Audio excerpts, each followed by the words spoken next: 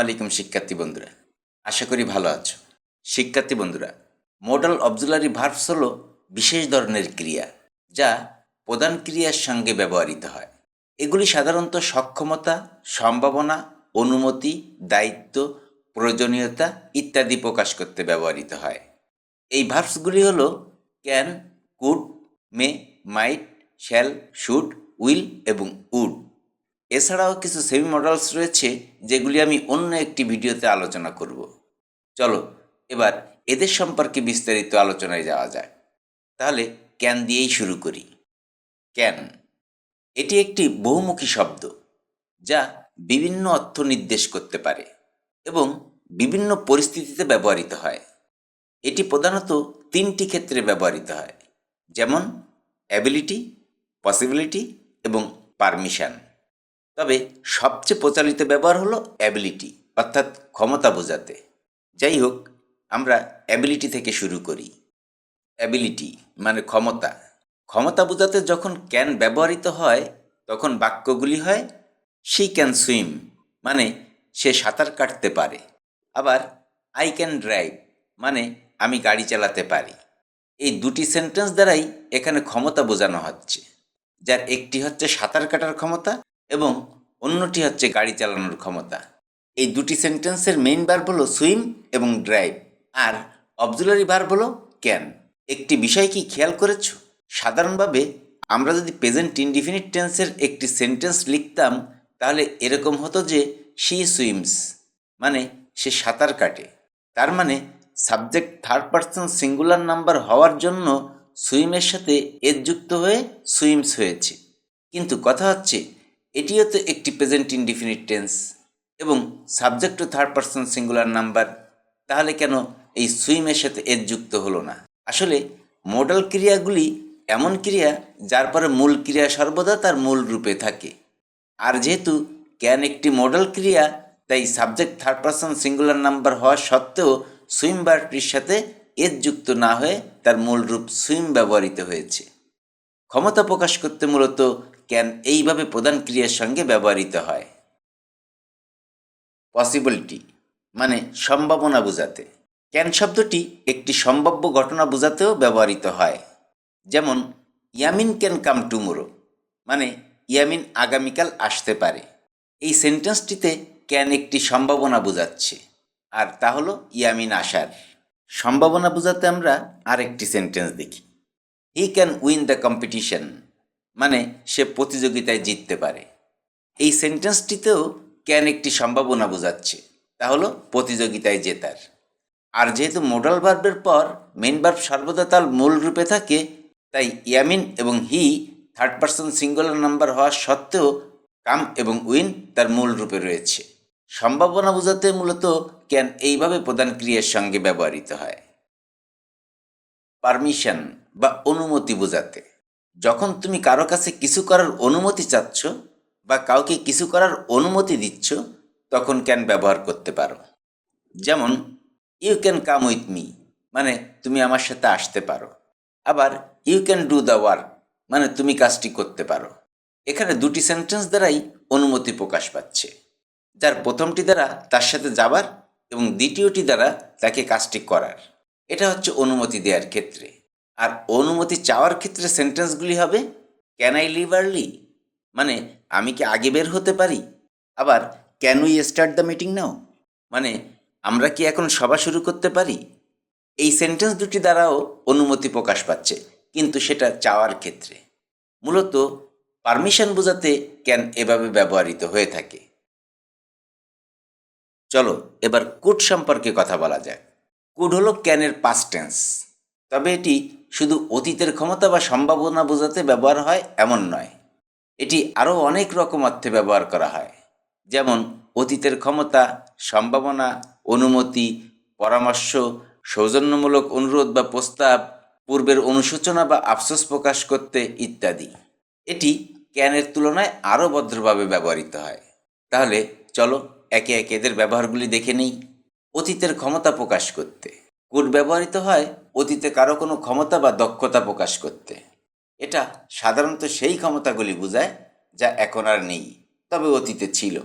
যেমন when he was a child he could run very fast, মানে যখন সে ছোট ছিল তখন সে খুব জোরে দৌড়াইতে পারত। এখানে কুড অতীতের সক্ষমতা বা দক্ষতা প্রকাশ করছে, অর্থাৎ ছোটবেলায় সে খুব দ্রুত দৌড়াতে পারত, কিন্তু এখন যে কোনো কারণে হয়তো পারে না এমন। আরেকটি উদাহরণ দেখি। When he was young he could play cricket, মানে যখন সে যুবক ছিল তখন সে ক্রিকেট খেলতে পারত। এই বাক্যে কুড অতীতের ক্রিকেট খেলার দক্ষতার কথা বলছে, যা সে একটা সময় পারত, কিন্তু এখন বয়সের কারণে হয়তো পারে না এমন। অতীতের ক্ষমতা বোঝাতে কুড মূলত এভাবে ব্যবহৃত হয়ে থাকে। সম্ভাবনা বোঝাতে কুড ব্যবহার করা হয় কোনো ঘটনা বা পরিস্থিতির সম্ভাবনা প্রকাশ করতে। এটি বর্তমান, অতীত এবং ভবিষ্যতের কোনো কিছু হতে পারে এমন সম্ভাবনা বোঝায়। বর্তমান সম্ভাবনা বোঝাতে সেন্টেন্সগুলি হয় ইট কুড রেইন টুমোরো, মানে আগামীকাল বৃষ্টি হতে পারে। এখানে কুড শব্দটি বর্তমান সম্ভাবনা বা সম্ভাব্যতা বোঝাতে ব্যবহৃত হয়েছে। যখন বলা হয় ইট কুড রেইন টুমোরো, এর মানে হলো যে আগামীকাল বৃষ্টি হওয়ার সম্ভাবনা আছে, তবে তা 100% নিশ্চিত নয়। অতএব কুড এখানে বর্তমানের সম্ভাবনা বা অনুমান বোঝাচ্ছে, যা ভবিষ্যতের কোনো পরিস্থিতি বা ঘটনাকে উল্লেখ করে। আরেকটি সেন্টেন্স দেখি। This could be the solution to our problem, মানে এটি আমাদের সমস্যার সমাধান হতে পারে। এখানে কুড এটা বোঝাচ্ছে যে বর্তমান পরিস্থিতিতে কিছু সমস্যা রয়েছে, যে সমস্যাটি সমাধান হতে পারে, তবে পরিপূর্ণ নিশ্চয়তা নেই। বর্তমান সম্ভাবনা বোঝাতে কুড মূলত এইভাবে ব্যবহৃত হয়ে থাকে। অতীতের সম্ভাবনা বোঝাতে কুড অতীতে যে কোনো ঘটনা বা পরিস্থিতি সম্ভব ছিল কিন্তু তা নিশ্চিত নয় এমন কিছু বোঝাতে ব্যবহার করা হয়। যেমন দে কুড হ্যাভ হেল্পড আস, মানে তারা আমাদের সাহায্য করতে পারত। এখানে কুড অতীতে সম্ভাব্যতা বা সম্ভাবনা প্রকাশ করছে, অর্থাৎ তারা আমাদের সাহায্য করতে পারত কিন্তু তারা সাহায্য করেনি। এটি অতীতে না হওয়া কোনো ঘটনার সম্ভাবনা নির্দেশ করে। এই ক্ষেত্রে কুডের সাথে পাস্ট পারফেক্টের রূপ ব্যবহার করতে হয়, মানে হ্যাভ প্লাস ভার্বের পাস্ট পার্টিসিপল ব্যবহার করতে হয়।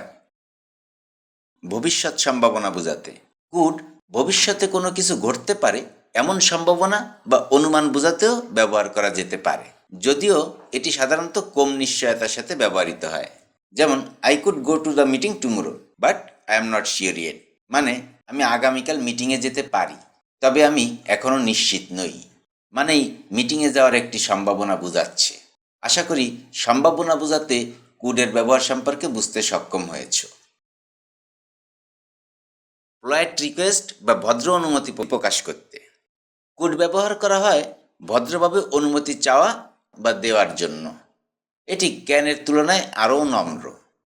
অনুমতি চাওয়ার জন্য বাক্যগুলি হয় could I leave early today, মানে আমি কি আজ তাড়াতাড়ি চলে যেতে পারি। আবার could I borrow your pen for a movement, মানে আমি কি তোমার কলমটি এক মুহূর্তের জন্য ধার নিতে পারি। এগুলি হলো অনুমতি চাওয়ার ক্ষেত্রে। আর অনুমতি দেওয়ার ক্ষেত্রে বাক্যগুলি হয় you could leave once the meeting is over, মানে যখন সভা শেষ হবে তখন তুমি চলে যেতে পারো ইত্যাদি। আশা করি অনুমতি প্রকাশ করতে কুড ব্যবহার করে কিভাবে সেন্টেন্স গঠন করতে হয় তা বুঝতে সক্ষম হয়েছ। সাজেশন বা পরামর্শ বোঝাতে কুড ব্যবহার করা হয় পরামর্শ দিতে, যাতে তা বেশি ভদ্র বা সরাসরি না হয়। যেমন you could read a book, মানে তুমি একটি বই পড়তে পারো। আবার you could drink some water, মানে তুমি কিছু পানি পান করতে পারো ইত্যাদি। এখানে কুড ভদ্রভাবে কিছু করার পরামর্শ দিচ্ছে। পোলাইট রিকোয়েস্ট অর অফার্স সৌজন্যমূলক অনুরোধ বা প্রস্তাব বোঝাতে কুড ব্যবহার করা হয় অনুরোধ বা প্রস্তাব করতে, যা সাধারণত ক্যানের তুলনায় বেশি ভদ্র এবং সৌজন্যমূলক। অনুরোধ বোঝাতে যখন ব্যবহার হয় তখন বাক্যগুলি হয় কুড ইউ হেল্প মি, মানে তুমি কি আমাকে সাহায্য করতে পারো। আবার could I use your phone, মানে আমি কি তোমার ফোনটা ব্যবহার করতে পারি ইত্যাদি। এগুলি হলো অনুরোধ বোঝাতে। আর প্রস্তাব বোঝাতে বাক্যগুলি হয় could I bring you a cup of coffee, মানে আমি কি আপনাকে এক কাপ কফি এনে দিতে পারি। আবার could I assist you with your project, মানে আমি কি আপনাকে আপনার প্রকল্পে সাহায্য করতে পারি। এখানে কুড সৌজন্যপূর্ণ বা শ্রদ্ধাশীলভাবে অনুরোধ বা প্রস্তাব জানাচ্ছে। পূর্বের অনুসূচনা বা আফসোস বোঝাতে কুড ব্যবহার করা হয় পূর্বে কিছু করতে না পারার জন্য অনুশোচনা বা আফসোস প্রকাশ করতে। তখন এটি সাধারণত হ্যাভ সহ পারফেক্ট ফর্মে ব্যবহার করা হয়। যেমন, I could have help you but I was very busy at that time. মানে, আমি তোমাকে সাহায্য করতে পারতাম, কিন্তু আমি তখন খুব ব্যস্ত ছিলাম। এখানে কুড হ্যাভ পূর্বের কোনো সম্ভাবনা বা সুযোগ মিস করার কারণে অনুশোচনা বা আফসোস প্রকাশ করছে, ইত্যাদি। চলো এবার মে সম্পর্কে কিছু কথা বলা যাক। মে প্রধানত ব্যবহৃত হয় অনুমতি, সম্ভাবনা এবং ইচ্ছা বা প্রার্থনা প্রকাশের জন্য। এটি ইংরেজিতে খুবই সাধারণ এবং ভদ্র ভাষায় ব্যবহৃত হয়। প্রথমে অনুমতি প্রকাশ করতে এর ব্যবহার দেখি। মে কারো কাছ থেকে অনুমতি নিতে বা কাউকে অনুমতি দিতে প্রায় ফর্মাল বা ভদ্র পরিবেশে ব্যবহৃত হয়। অনুমতি নিতে বাক্যগুলি হয়, may I borrow your pen, মানে আমি কি তোমার কলম ধার নিতে পারি। এই বাক্যটি একজন ব্যক্তির কাছ থেকে তার কলম ধার নেওয়ার জন্য ভদ্রভাবে অনুমতি চাওয়ার একটি উপায়, যেখানে অনুমতি না দিলে সেটা গৃহীত হবে না এমন। আবার may I speak with you for a movement, মানে আমি কি এক মুহূর্তের জন্য আপনার সাথে কথা বলতে পারি। এই বাক্যটিতে অন্য একজনের সাথে খুব অল্প সময়ের জন্য ভদ্রভাবে কথা বলার অনুমতি চাওয়া হচ্ছে। এটি একটি সৌজন্যমূলক বা নরম উপায়, যা দেখায় যে সেই ব্যক্তির সময় মূল্যবান এবং আপনি খুব বেশি সময় নেবেন না এমন। আর একটি বাক্য দেখি, মে উই লিভ নাও, মানে আমরা কি এখন চলে যেতে পারি। এই বাক্যটি একটি ভদ্র এবং সৌজন্যমূলক উপায়ে অন্যদের কাছ থেকে অনুমতি চাওয়া হচ্ছে, যেন আপনি বা আপনার গোষ্ঠী এখনই চলে যেতে পারেন। এর মাধ্যমে আপনি এমনভাবে প্রশ্ন করেছেন যেন আপনি কারো সময়ের প্রতি শ্রদ্ধা জানাচ্ছেন এবং জানাতে চাচ্ছেন যে এখন চলে যাওয়ায় কোনো সমস্যা হবে কিনা, ইত্যাদি। আর অনুমতি দিতে বাক্যগুলি হবে, you may take a break now, মানে তুমি এখন বিরতি নিতে পারো। এই বাক্যটি একটি সদয় ও ভদ্রভাবে কাউকে বলছে যে সে এখন কাজ থেকে বিরতি নিতে পারে। এটি অনুমতি দেওয়ার একটি উপায়, যেখানে তুমি কাউকে বিরতির জন্য উৎসাহিত করছো এবং জানান দিচ্ছ যে এখন বিরতি নেওয়া উপযুক্ত। আর একটি সেন্টেন্স দেখি, ইউ মে গো নাও, মানে তুমি এখন চলে যেতে পারো। এই বাক্যটি একটি ভদ্র ও সৌজন্যমূলক উপায়ে কাউকে জানাচ্ছে যে সে এখন চলে যেতে পারে, অর্থাৎ এখনই যাওয়ার অনুমতি দেওয়া হচ্ছে। এটি এমন একটি বাক্য যা সাধারণত ব্যবহৃত হয় যখন কাউকে আর জায়গায় থাকার প্রয়োজন নেই এমন বোঝালে, ইত্যাদি। অনুমতি প্রকাশ করতে মে সাধারণত এইভাবে ব্যবহৃত হয়ে থাকে। সম্ভাবনা বা অনুমান প্রকাশ করার জন্য মে কিছু ঘটার সম্ভাবনা বা অনুমান প্রকাশ করার জন্য প্রায় ভবিষ্যতের কোনো ঘটনা বা পরিস্থিতি সম্পর্কে অনুমান করতে ব্যবহৃত হয়। যেমন, ইট মে রেইন টুমোরো, মানে আগামীকাল বৃষ্টি হতে পারে। এই বাক্যটি আগামীকাল বৃষ্টি হওয়ার সম্ভাবনা বা অবস্থা জানাচ্ছে, তবে এটি নিশ্চিত নয়। মে শব্দটি এখানে সম্ভাবনা বা অনুমান নির্দেশ করছে, অর্থাৎ আগামীকাল বৃষ্টি হতে পারে কিন্তু সেটি নিশ্চিত নয়। আবার she may come to the party, মানে সে পার্টিতে আসতে পারে। এই বাক্যটি সামান্য সম্ভাবনা বা অনুমান প্রকাশ করছে যে সে পার্টিতে আসতে পারে, তবে এটা নিশ্চিত নয়, কারণ মে শব্দটি সম্ভাবনা বা অনিশ্চয়তা বোঝাতে ব্যবহৃত হয়। আর একটি বাক্য দেখি, he may be at work right now, মানে সে হয়তো এখন কাজে আছে। এই বাক্যটি সম্ভাবনা বা অনুমান প্রকাশ করছে যে সে হয়তো এখন কাজে আছে, কিন্তু এটি নিশ্চিত নয়। মে শব্দটি এখানে অনিশ্চয়তা বা সম্ভাবনা বোঝাচ্ছে এবং রাইট নাও বর্তমান সময়ের দিক নির্দেশ করছে, ইত্যাদি। সম্ভাবনা প্রকাশ করতে মে সাধারণত এইভাবে ব্যবহৃত হয়ে থাকে। ইচ্ছা বা প্রার্থনা প্রকাশ করতে মে ইচ্ছা বা প্রার্থনা প্রকাশের জন্য ব্যবহার করা হয়। এটি সাধারণত প্রার্থনামূলক বা শুভকামনামূলক বাক্য তৈরি করতে ব্যবহৃত হয়, যেখানে আমরা অন্যদের জন্য ভালো কিছু আশা করি। যেমন, মে ইউ লিভ লং। এই বাক্যে মে ব্যবহৃত হয়েছে একটি প্রার্থনা হিসেবে, যেখানে কারো দীর্ঘায়ু কামনা করা হচ্ছে। এটি একটি শুভকামনা যা ওই ব্যক্তির জন্য ভালো স্বাস্থ্য এবং দীর্ঘ জীবন চাওয়া হচ্ছে। আবার মে ইউ বি হ্যাপি, মানে তুমি সুখী হও। এখানে মে ব্যবহার করা হয়েছে একটি সাধারণ প্রার্থনা বা ইচ্ছা প্রকাশের জন্য, যেখানে কাউকে সুখী হওয়ার জন্য কামনা জানানো হচ্ছে। এটি একটি নরম এবং আন্তরিক শুভেচ্ছা। আরেকটি বাক্য দেখি, মে আল্লাহ সেভ ইউ, অর্থাৎ আল্লাহ তোমাকে রক্ষা করুন। এখানে মে ধর্মীয় প্রার্থনার জন্য ব্যবহৃত হয়েছে। এর মাধ্যমে কাউকে আল্লাহর কাছে রক্ষার জন্য প্রার্থনা করা হচ্ছে। এটি একটি গভীর ইচ্ছা প্রকাশ যা নিরাপত্তা ও সুরক্ষা কামনা করে। May you prosper in life মানে তোমার জীবনে সমৃদ্ধি আসুক। মে এখানে ব্যবহার করা হয়েছে এক ধরনের প্রার্থনা হিসেবে, যেখানে কারো জীবনের সফলতা এবং সমৃদ্ধি কামনা করা হচ্ছে। শুভকামনা, প্রার্থনা বা ইচ্ছা প্রকাশের জন্য মে সাধারণত এইভাবে ব্যবহৃত হয়ে থাকে। মেয়ের আবার নেগেটিভ রূপ রয়েছে, তা হলো মে নট।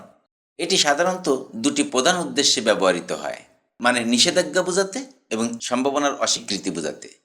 যখন এটি নিষেধাজ্ঞা বোঝাতে ব্যবহার করা হয়, তখন এটি কোনো কিছু করার অনুমতি না দেওয়ার জন্য ব্যবহৃত হয়। এর মানে হলো যে কিছু করা অনুমোদিত নয় বা অবৈধ।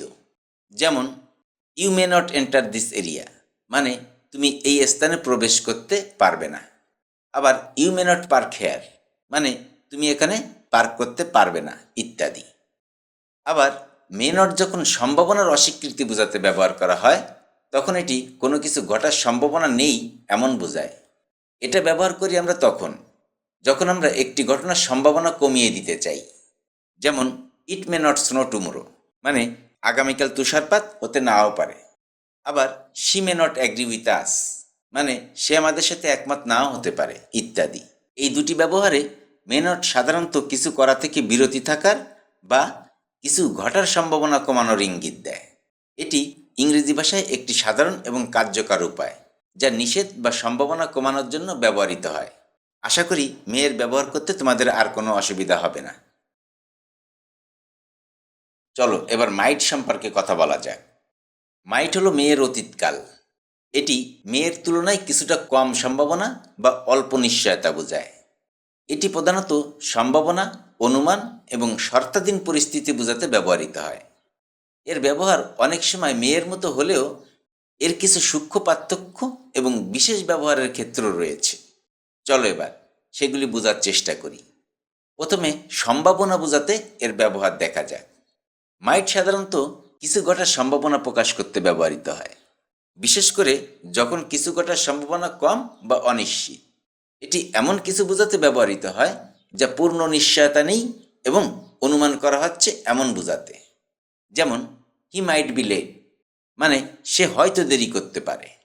এখানে মাইট ব্যবহৃত হয়েছে কোনো কিছু ঘটার কম সম্ভাবনা বা অনিশ্চিত পরিস্থিতি বোঝাতে। এর মানে হলো সে দেরি করতে পারে, তবে এটা সম্পূর্ণ নিশ্চিত নয়।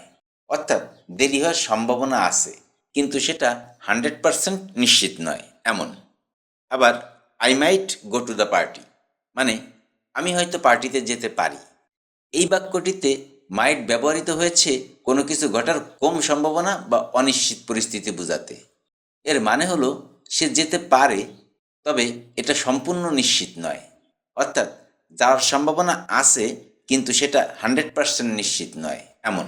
অনুমান বোঝাতে she might be at home now মানে সে হয়তো এখন বাসায় আছে। এখানে বলা হচ্ছে যে তার বাসায় থাকার সম্ভাবনা রয়েছে, কিন্তু এটা 100% নিশ্চিত নয়, এটা কেবল অনুমান ইত্যাদি। সত্তাধীন পরিস্থিতি বোঝাতে মাইট তখন সত্তাধীন পরিস্থিতি প্রকাশ করতে ব্যবহৃত হয় যখন কিছু ঘটার সত্য বা সম্ভাবনা খুব কম থাকে। যেমন if I had more time I might help you মানে যদি আমার বেশি সময় থাকতো তবে আমি তোমাকে সাহায্য করতে পারতাম। এই বাক্যটি একটি কাল্পনিক সত্য প্রকাশ করছে, যেখানে বলা হচ্ছে যে যদি আরও সময় থাকতো তবে বক্তা সাহায্য করতে পারতেন, তবে এটি সম্পূর্ণভাবে নিশ্চিত নয়। অর্থাৎ বক্তার কাছে বর্তমান সময় নেই, তাই তিনি সাহায্য করতে পারবেন না। তবে যদি সময় থাকতো তাহলে সাহায্য করার সম্ভাবনা ছিল। মাইট এখানে কম সম্ভাবনা বা অনিশ্চিত ঘটনা বোঝাতে ব্যবহৃত হয়েছে।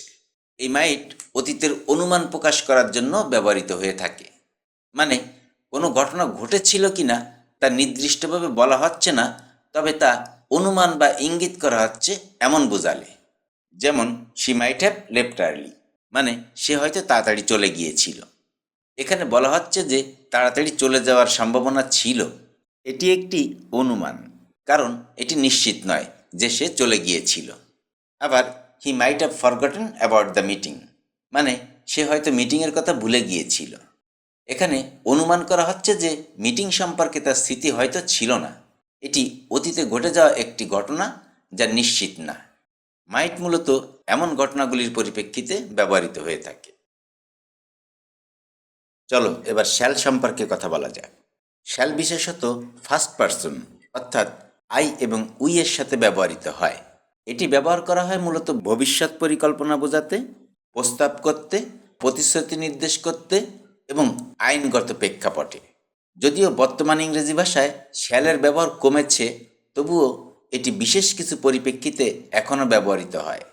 চলো তাহলে এটি যে যে প্রেক্ষাপটে ব্যবহৃত হয় সেই প্রেক্ষাপটের উপর কিছু উদাহরণ দেখে নিই। প্রথমে দেখব ভবিষ্যৎ পরিকল্পনা নির্দেশ করতে এর ব্যবহার। শ্যাল যখন ভবিষ্যৎ পরিকল্পনা নির্দেশ করতে ব্যবহৃত হয় তখন বাক্যগুলি হয় I shall finish my homework by tomorrow, মানে আমি আগামীকালকের মধ্যে আমার বাড়ির কাজ শেষ করব। শ্যাল এখানে ভবিষ্যতে কিছু করার পরিকল্পনা নির্দেশ করছে। আবার we shall complete the project by next week, মানে আমরা আগামী সপ্তাহের মধ্যে প্রকল্পটি সম্পূর্ণ করব। এই সেন্টেন্সটি দ্বারাও ভবিষ্যতে কিছু করার পরিকল্পনা নির্দেশ করছে। শ্যাল মূলত ভবিষ্যৎ পরিকল্পনা নির্দেশ করতে এইভাবে ব্যবহৃত হয়ে থাকে। প্রস্তাব করতে। প্রস্তাব করতে এটি যখন ব্যবহৃত হয় তখন বাক্যগুলি হয় shall we go to the park, মানে আমরা কি পার্কে যাব। Shall we go to the park এই বাক্যটি প্রস্তাব দেওয়ার একটি নম্র এবং ভদ্র উপায়, কারণ বক্তা সিদ্ধান্ত গ্রহণ করার জন্য কাউকে বাধ্য করছেন না, বরং তিনি সহমত বা সম্মতি চাচ্ছেন। এখানে শ্যাল মূলত আমরা কি পার্কে যেতে চাই বা আমরা কি পার্কে যাওয়া সম্পর্কে ভাবছি এর মতো অর্থ বহন করছে, যেখানে বক্তা সঙ্গীদের অংশগ্রহণের জন্য আমন্ত্রণ জানাচ্ছে। আর একটি সেন্টেন্স দেখি, shall I bring some snacks, মানে আমি কি কিছু জলখাবার নিয়ে আসবো। এখানে বক্তা শ্যাল ব্যবহার করে একটি প্রস্তাব দিচ্ছেন, যেখানে তিনি জিজ্ঞাসা করছেন যে তিনি কিছু স্ন্যাক্স আনবেন কিনা।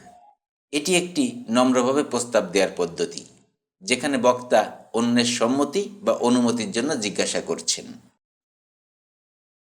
আদেশ বা প্রতিশ্রুতি জানাতে। শ্যাল কখনো কখনো আদেশ বা প্রতিশ্রুতি জানাতে ব্যবহার করা হয়। এটি প্রাচীন ইংরেজিতে বেশি প্রচলিত ছিল, তবে এখন কম ব্যবহৃত হয়। যেমন you shall not pass the door, মানে তুমি এই দরজা দিয়ে প্রবেশ করতে পারবে না। এই বাক্যটি দ্বারা শ্যাল একটি আদেশ প্রকাশ করছে। আবার I shall return before sunset, মানে আমি সূর্যাস্তের আগে ফিরে আসব। আর এই বাক্যটি দ্বারা একটি প্রতিশ্রুতি প্রকাশ করছে। আইনগত বাধ্যবাধকতা বোঝাতে। আইন বা নীতিগত অনুসারে শ্যাল একটি শক্তিশালী বাধ্যবাধক নির্দেশনা প্রদান করতে ব্যবহৃত হয়। যেমন the driver shall wear a seat belt while driving, মানে চালককে গাড়ি চালানোর সময় সিট বেল্ট পরতে হবে। এখানে শ্যাল ব্যবহৃত হয়েছে চালকের জন্য একটি বাধ্যবাধকতা হিসেবে। এটি একটি আইনগত নির্দেশ যা চালকের জন্য বাধ্যতামূলক। আরেকটি সেন্টেন্স দেখি, all employees shall follow the companies code of conduct, মানে সব কর্মীকে কোম্পানির আচরণবিধি অনুসরণ করতে হবে। এখানে শ্যাল ব্যবহৃত হয়েছে একটি আইনি বা কোম্পানির বিধি অনুযায়ী কর্মীদের জন্য বাধ্যবাধকতা বোঝাতে। এটি নির্দেশ করছে যে কর্মীদের আচরণবিধি মেনে চলা আইনগতভাবে বা প্রতিষ্ঠানের নীতিমালার অংশ হিসেবে বাধ্যতামূলক। একটা বিষয় কি তোমাদের মনে আছে? শ্যালের আলোচনার শুরুতে বলেছিলাম এটি বিশেষত আই এবং উই এর সাথে ব্যবহৃত হয়, অর্থাৎ ফার্স্ট পারসনের সাথে। কিন্তু বাক্য দুটির সাবজেক্ট দ্য ড্রাইভার এবং অল এমপ্লয়িজ ফার্স্ট পারসন নয়, তবুও এটা ব্যবহার করা হয়েছে। প্রশ্ন চলে আসে, এর কারণ কি? আসলে শ্যাল যখন ফার্স্ট পারসনের সাথে ব্যবহৃত হয় তখন তা প্রস্তাব বা ভবিষ্যৎ কর্মকাণ্ডের ইচ্ছা বা পরিকল্পনা বোঝায়। তবে আইনগত বা আনুষ্ঠানিক ভাষায় শ্যাল থার্ড পারসনের সাথেও ব্যবহৃত হয়, যেখানে এটি একটি বাধ্যবাধকতা বা আইনগত নির্দেশনা বোঝায়। শ্যাল মূলত এমন ঘটনাগুলোর পরিপ্রেক্ষিতে ব্যবহৃত হয়ে থাকে। চলো এবার শুড সম্পর্কে কথা বলা যাক। শুড একটি খুবই গুরুত্বপূর্ণ এবং বহুল ব্যবহৃত মোডাল ভার্ব, যা প্রধানত পরামর্শ দেওয়া, কর্তব্য বা দায়িত্ব প্রকাশ করা, আদর্শ বা সঠিক আচরণ প্রকাশ করা ইত্যাদি ক্ষেত্রে ব্যবহৃত হয়। এটি একটি নম্র এবং আনুষ্ঠানিক উপায়ে কিছু বলা বা করার জন্য ব্যবহৃত হয়। প্রথমে পরামর্শ দেওয়ার ক্ষেত্রে এর ব্যবহার দেখি। যখন তুমি কাউকে কোনো কাজ করার পরামর্শ দাও বা কিছু করা উচিত বলে মনে করো তখন এই শুড প্রয়োজন হয়। যেমন you should eat more vegetables, মানে তোমার আরও বেশি সবজি খাওয়া উচিত। আবার she should study harder for the exam, মানে তার পরীক্ষার জন্য আরও কঠোরভাবে পড়াশোনা করা উচিত। You should obey your parents, মানে তোমার পিতামাতার কথা মেনে চলা উচিত। এই বাক্যগুলিতে শুড ব্যবহার করা হয়েছে একটি পরামর্শ দেওয়ার জন্য, যাতে কারো ভালো হবে এমন। কর্তব্য বা দায়িত্ব প্রকাশ করতে। যখন তুমি কোনো কাজকে কর্তব্য বা দায়িত্ব হিসাবে দেখো তখন এই শুড ব্যবহার করতে হয়। যেমন you should arrive at the meeting on time, মানে তোমার সবাই সময় মতো উপস্থিত হওয়া উচিত। আবার employees should follow the company's rules, মানে কর্মীদের কোম্পানির নিয়ম অনুসরণ করা উচিত। এখানে শুড ব্যবহার করা হচ্ছে কারণ এটি একটি দায়িত্ব বা কর্তব্যের বিষয় প্রকাশ করছে, কিন্তু এটি আইনগতভাবে বাধ্যতামূলক না হলেও একটি প্রত্যাশিত আচরণ। আদর্শ বা সঠিক আচরণ প্রকাশ করতে। যখন আমরা কোনো কাজ বা আচরণকে সঠিক বা আদর্শ হিসেবে দেখতে চাই তখন শুড ব্যবহৃত হয়। যেমন people should be honest with each other, মানে মানুষের একে অপরের প্রতি সৎ হওয়া উচিত। আবার you should be kind to animals, মানে তোমার পশুদের প্রতি সদয় হওয়া উচিত ইত্যাদি। এখানে শুড ব্যবহৃত হচ্ছে একটি আদর্শ বা সঠিক আচরণ হিসাবে, যা সামাজিক মূল্যবোধের সাথে সম্পর্কিত। এটি শুধুমাত্র একটি পরামর্শ নয়, বরং আমাদের সমাজে একটি ভালো আচরণ হিসাবে বিবেচিত। শুডকে আবার আমরা নেতিবাচক হিসাবেও ব্যবহার করতে পারি। তখন এটি সাধারণত এমন পরিস্থিতিতে ব্যবহার হয় যেখানে কিছু করা উচিত নয় এমন। যেমন you should not eat too much junk food, মানে তোমার অতিরিক্ত অস্বাস্থ্যকর খাবার খাওয়া উচিত নয়। আবার you should not smoke in public place, মানে তোমার সর্বজনীন স্থানে ধূমপান করা উচিত নয়। এখানে শুড নট ব্যবহার করা হয়েছে এটা নির্দেশ করতে যে কিছু করা উচিত নয়। এটি একটি সতর্কীকরণ বা পরামর্শ যা বিপদ বা ক্ষতির দিকে যেতে পারে। এবার উইল সম্পর্কে কথা বলা যাক। উইল মূলত ভবিষ্যৎকাল প্রকাশ করতে ব্যবহৃত হয়। এটি ইংরেজি ভাষায় একটি অত্যন্ত গুরুত্বপূর্ণ শব্দ। এর মাধ্যমে আমরা ভবিষ্যতে হওয়া কোনো ঘটনা, কিছু করার ইচ্ছা বা প্রতিশ্রুতি এবং অনুমান প্রকাশ করতে পারি। ভবিষ্যতে হওয়া কোনো ঘটনা যখন প্রকাশ করি তখন বাক্যগুলি হয় I will visit my grandmother tomorrow, মানে আমি আগামীকাল আমার দাদিকে দেখতে যাব। আবার she will travel to Paris next month, মানে সে আগামী মাসে প্যারিস ভ্রমণ করবে। এখানে উইল ব্যবহার করা হয়েছে ভবিষ্যতে কিছু ঘটানোর পরিকল্পনা বা অভিপ্রায় প্রকাশ করতে। এখানে এটি একটি নির্দিষ্ট পরিকল্পনা প্রকাশ করছে যা ভবিষ্যতে ঘটবে, কিছু করার ইচ্ছা বা প্রতিশ্রুতি বোঝাতে। যখন আমরা ভবিষ্যতে কিছু করার ইচ্ছা বা প্রতিশ্রুতি প্রকাশ করি তখন এটি ব্যবহার করা হয়। যেমন I will help you with your homework, মানে আমি তোমাকে তোমার বাড়ির কাজে সাহায্য করব। এখানে আই উইল হেল্প যা ভবিষ্যতে কিছু করার ইচ্ছা প্রকাশ করছে, এটি একটি প্রতিশ্রুতি, অর্থাৎ আমি তোমাকে সাহায্য করার জন্য প্রস্তুত। আবার he will finish the project by tomorrow, মানে সে আগামীকালকের মধ্যে প্রকল্পটি শেষ করবে। এখানে উইল ব্যবহার করা হয়েছে একটি প্রতিশ্রুতি প্রকাশ করতে যে সে আগামীকালকের মধ্যে প্রকল্পটি শেষ করবে। এটি ভবিষ্যতের জন্য একটি প্রতিশ্রুতি বা নির্ধারিত কাজের কথা বলা হচ্ছে। অনুমান প্রকাশ করতে উইল ব্যবহার করা হয় যখন আমরা কোনো পরিস্থিতি বা ঘটনা ভবিষ্যতে হওয়ার সম্ভাবনা আছে তার উপর অনুমান করে কিছু প্রকাশ করতে চাই তখন। যেমন ইট উইল রেইন টুমোরো, মানে আগামীকাল বৃষ্টি হবে। এখানে ইট উইল রেইন ভবিষ্যতে বৃষ্টি হওয়া সম্পর্কে একটি অনুমান প্রকাশ করছে। She will probably be late for the meeting, মানে সে সম্ভবত সবাই দেরি করবে। এখানে she will probably be late সম্ভাবনা প্রকাশ করছে, এটি একটি অনুমান প্রকাশ করছে যা ভবিষ্যতে তার দেরি করার সম্ভাবনা সম্পর্কিত। এবার চলো উড সম্পর্কে কথা বলা যাক। উড একটি অত্যন্ত গুরুত্বপূর্ণ শব্দ যা আমাদের কথা বলার ধরনকে সৌজন্যপূর্ণ ও নম্র করে তোলে। এটি শর্তযুক্ত বাক্য গঠনে, ইচ্ছা প্রকাশে, সম্ভাবনা বা অনুমান নির্দেশ করতে, অতীত অভ্যাসের ক্ষেত্রে এবং অনুরোধ বোঝাতে ব্যবহৃত হয়। প্রথমে শর্তযুক্ত বাক্যে এর ব্যবহার দেখব। উড শর্ত সাপেক্ষ বাক্যে ব্যবহৃত হয় যেখানে একটি শর্ত পূর্ণ হলে অন্য ঘটনা ঘটবে। যেমন if I were rich I would travel the world, মানে যদি আমি ধনী হতাম তবে আমি পৃথিবী জুড়ে ভ্রমণ করতাম। এখানে উড বোঝাচ্ছে যে ধনী হওয়ার শর্ত পূর্ণ হলে পৃথিবী ভ্রমণ করা হবে। আবার if it rained we would stay indoors, যদি বৃষ্টি হয় আমরা ঘরে থাকব।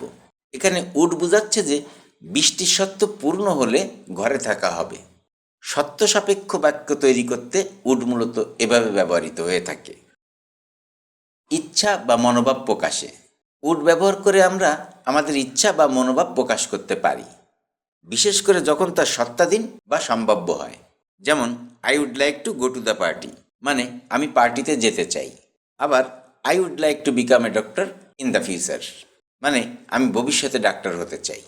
এখানে উড ইচ্ছা বা আকাঙ্ক্ষা প্রকাশ করছে, সম্ভাবনা বা অনুমান নির্দেশ করতে। উড কিছুটা অনুমান নির্দেশ করতেও ব্যবহৃত হতে পারে, বিশেষত যদি কিছু ঘটার সম্ভাবনা থাকে বা পূর্বের অভিজ্ঞতার উপর ভিত্তি করে কিছু অনুমান করা হয়। যেমন he would be at work now, মানে এখন সে কাজের মধ্যে থাকবে। আবার they would probably arrive at 6 PM, মানে তারা সম্ভবত 6টা নাগাদ পৌঁছাবে। এখানে উড সম্ভাবনা বা অনুমান প্রকাশ করছে যে তারা 6টা নাগাদ পৌঁছাবে। অতীত অভ্যাসের ক্ষেত্রে এর ব্যবহার। উডকে অতীতে ঘটে যাওয়া অভ্যাস বর্ণনা করতেও ব্যবহার করা যেতে পারে। যেমন when we are children we would play outside all day, মানে আমরা যখন শিশু ছিলাম তখন সারাদিন বাইরে খেলতাম। এখানে উড অতীতের একটি কাজের অভ্যাস নির্দেশ করছে। আবার he would always go for a walk in the evening, মানে সে সবসময় সন্ধ্যায় হাঁটতে যেত। এখানে উড একটি পুরানো অভ্যাসের কথা বলছে। অনুরোধ বোঝাতে উড প্রায়ই সৌজন্যপূর্ণভাবে কিছু অনুরোধ বা প্রশ্ন করতে ব্যবহৃত হয়। এটি ব্যবহার করা হলে তা বিনীত বা নম্র হয়ে ওঠে। যেমন would you like some tea, মানে আপনি কি কিছু চা চান। আবার would you mind closing the door, আপনি কি দরজা বন্ধ করতে আপত্তি করবেন।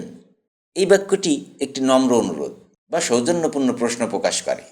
এটি বোঝায় যে কাউকে দরজা বন্ধ করতে বলা হচ্ছে, কিন্তু এটি সরাসরি বলা হচ্ছে না।